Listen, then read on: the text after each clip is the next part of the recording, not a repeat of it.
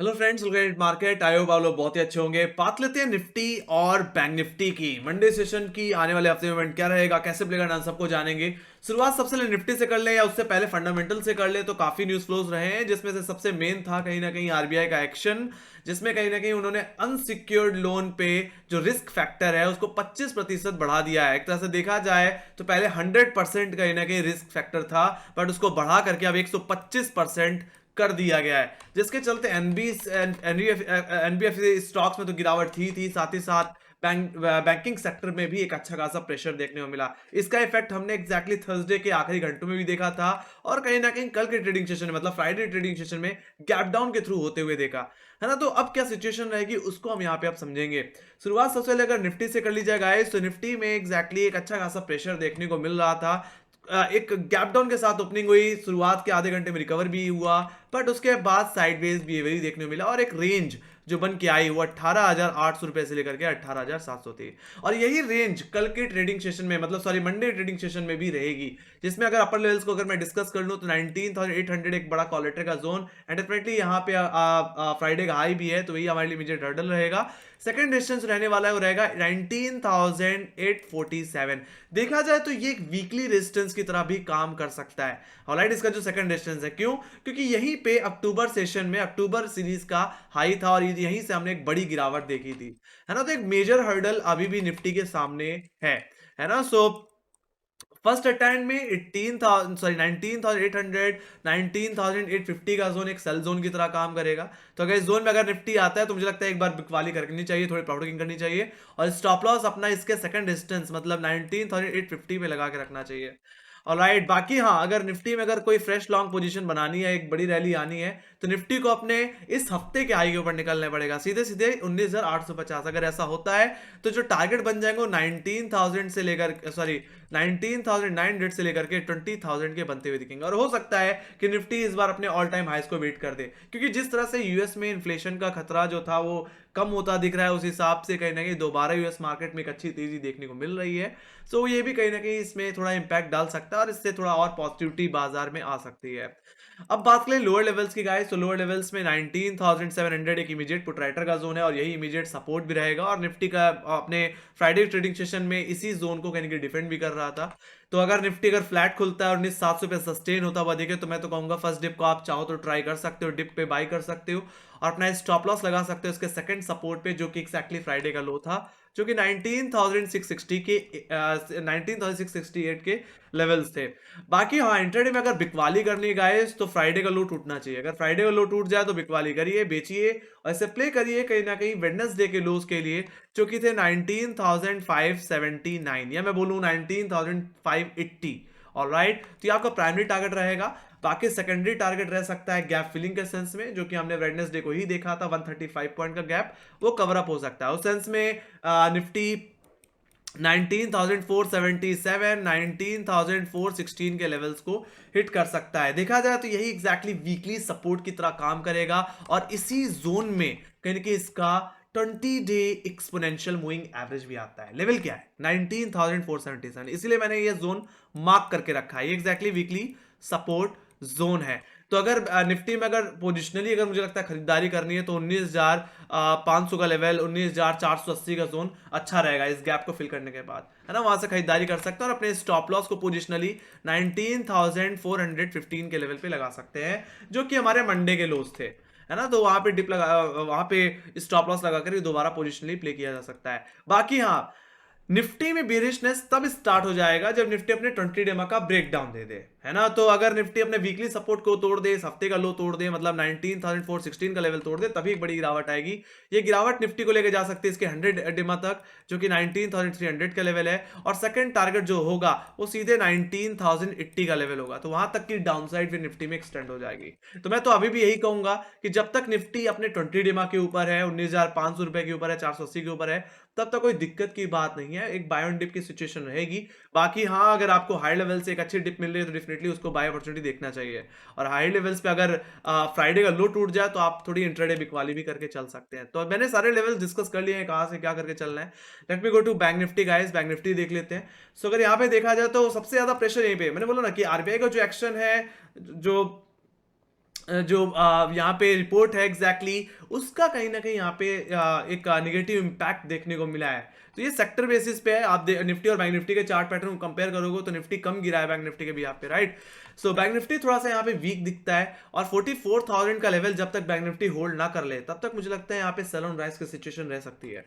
Alright, सो अगर fresh long करना है तो 44,000 के ऊपर ही होगा। ओवरऑल मैं यहाँ पे डिटेल में बात कर लेता हूँ, तो जो रेंज रह सकती है गाइज वो रहेगी 44,000 से लेकर के 43,500, जिसमें अपर लेवल्स को अगर डिस्कस कर लिया जाए तो फर्स्ट हर्डल रहेगा 19,000 सॉरी 43,870 का लेवल, जो कि एग्जैक्टली फ्राइडे का हाई था। वहीं पे सेकंड हर्डल रहेगा 44,000 का जोन। तो एक तरह से ये जोन आपके लिए फर्स्ट अटेम्प्ट में एक सेल जोन की तरह काम करेगा। और जैसे ने बोला कि बैंक निफ्टी थोड़ा वीक लगता है, तो अगर इस जोन में आता है तो बेचिए, 44,000 के लेवल पे स्टॉप लॉस लगाइए और वापस कहीं कि फ्राइडे के लो के टारगेट के लिए प्ले करके चल सकते हैं। बाकी फ्रेश लॉन्ग जैसे ने पहले ही बोला कि 44,000 का लेवल होल्ड होना चाहिए। अगर ये लेवल सस्टेन कर जाए तो ही मैं यहाँ पे बाइंग पोजीशन बनाऊंगा। उस सेंस में हमें गैप फिलिंग भी करने को मिल जाएगी, उसको ही प्ले कर सकते हैं हम।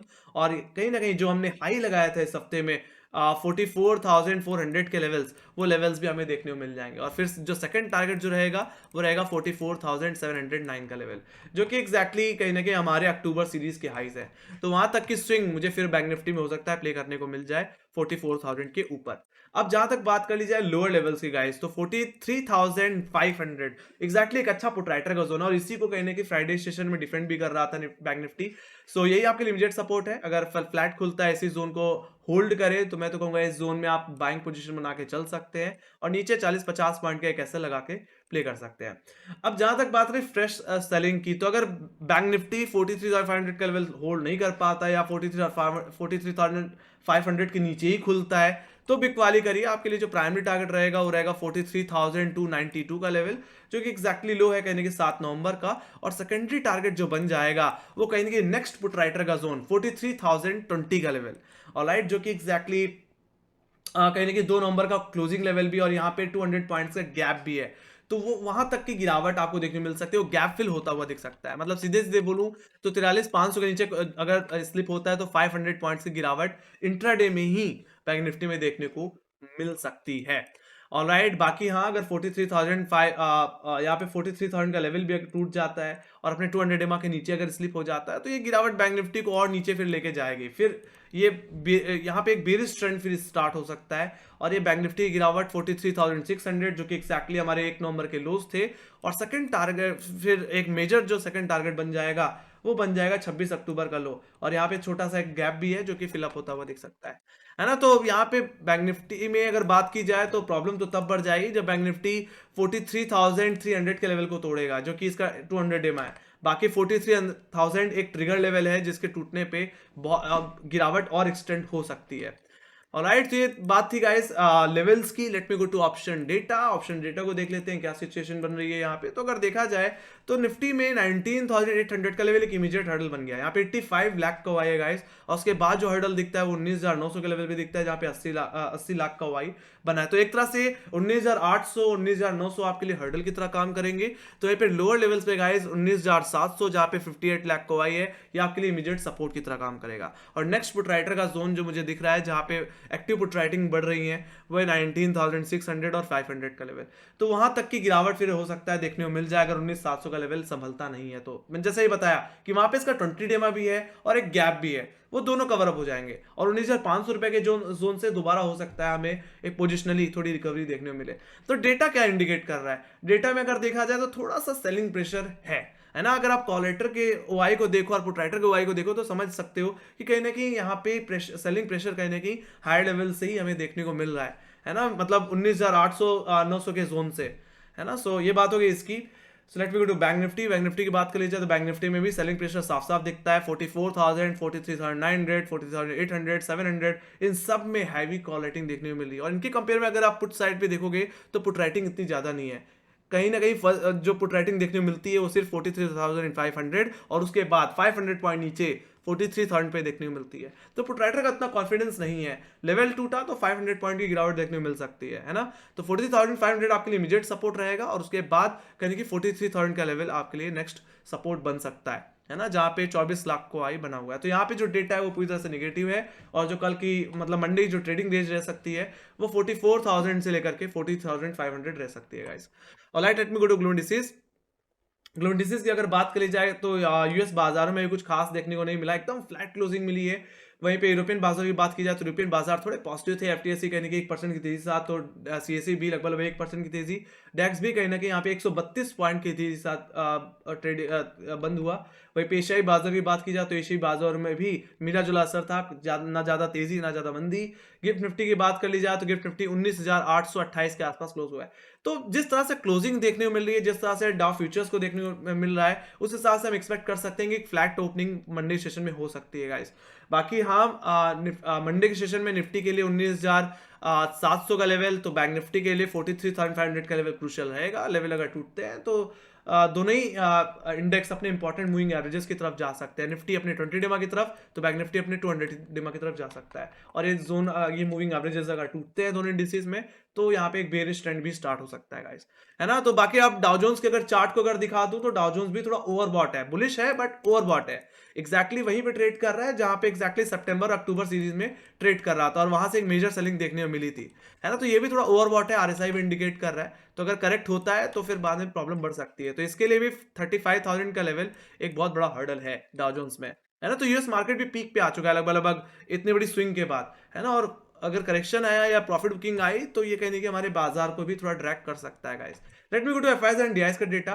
तो यहाँ पे देखा जाए तो 2 दिन की नेट खरीदारी के बाद फिर से फ्राइडे सेशन में बिकवाली देखने को मिली, लगभग 1,043 करोड़ की बिकवाली यहाँ पे हुई, जिसमें एफआईआईज ने कहने की 477 करोड़ की यहाँ पे बिकवाली की है। और डीआईज की बात की तो डीआईज ने भी बिकवाली की है 565 करोड़ की। तो कहने की डोमेस्टिक न्यूज थी, और बड़े बड़े मेजर मेजर जो स्टॉक्स थे जैसे कि axis bank, ICICI bank, HDFC bank, state bank of India, Kotak Mahindra bank, Bajaj finance, सब में कहने की बड़ी कमजोरी देखने को मिल रही थी। तो इनकी वजह से बैंक निफ्टी थोड़ा अंडर परफॉर्म करता हुआ दिख रहा है। और मुझे लगता है जब तक बैंकिंग सेक्टर कहने की अच्छा नहीं करेगा, मुझे लगता है बाजार इसी तरह प्रेशर एक्सपीरियंस करता रहेगा गाइस। तो ये थी मेरी एनालिसिस, आई होप आप लोग पसंद आएगी। तो make sure guys like subscribe जरूर देना। अगर आपके कोई फीडबैक है या कोई सजेशन है या कोई कमेंट है तो प्लीज कमेंट सेक्शन में जरूर लिखिए। बाकी हमें फॉलो कर सकते हैं इंस्टाग्राम, ट्विटर, फेसबुक और टेलीग्राम पे, जहां पे मार्केट से रिलेटेड न्यूज़ेस हम अपडेट करते रहते हैं, चाहे वो यूएस बेस्ड हो, चाहे वो क्वार्टर रिजल्ट से रिलेटेड न्यूज़ेस हो, वो सारी अपडेट होती रहती है गाइस। तो इसी के साथ thank you very much for watching, bye bye guys, see you in studio, take care guys, love you, bye bye.